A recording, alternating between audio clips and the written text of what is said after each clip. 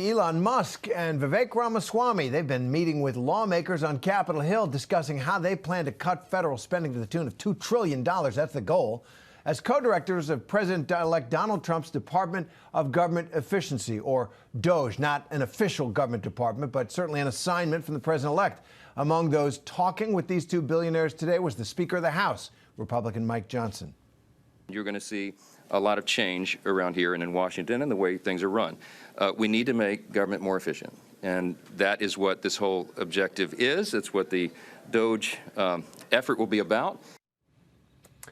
And meanwhile, Donald Trump's pick to become the defense secretary, Pete Hegseth, he was also back on Capitol Hill today, meeting with senators hoping to save his embattled nomination as he seeks to fend off accusations from his past. So let's bring in ABC News' Jay O'Brien live on Capitol Hill, along with ABC News senior reporter Catherine Faulders in West Palm Beach, Florida, near Mar-a-Lago.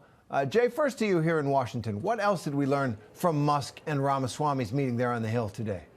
Well, we learned, Terry, that it was a relatively high-level meeting in that they didn't get into tons of the details. They kind of stayed at 1,000 yards above it and talking about broad, sweeping conversations of government cuts and reducing what they call government redundancies and maximizing government efficiency in this new initiative that President-elect Trump has tapped Musk and Ramaswamy to lead, called the quote-unquote Department of Government Efficiency, or DOGE. We do know that Ramaswamy and Musk doubled down on their pledge to cut $2 trillion out of the federal government in 2 years. That's a very tall order, and it remains to be seen as to exactly how they want to pull that off. And one of the questions we had for this meeting were, do they get into the specifics? Do they tell these Republican members of the House and Senate exactly what their plan is? And they didn't seem to get into that. Instead, they took this opportunity to solicit advice from members of Congress in this kind of open forum, in this open mic kind of session, where members went to the mic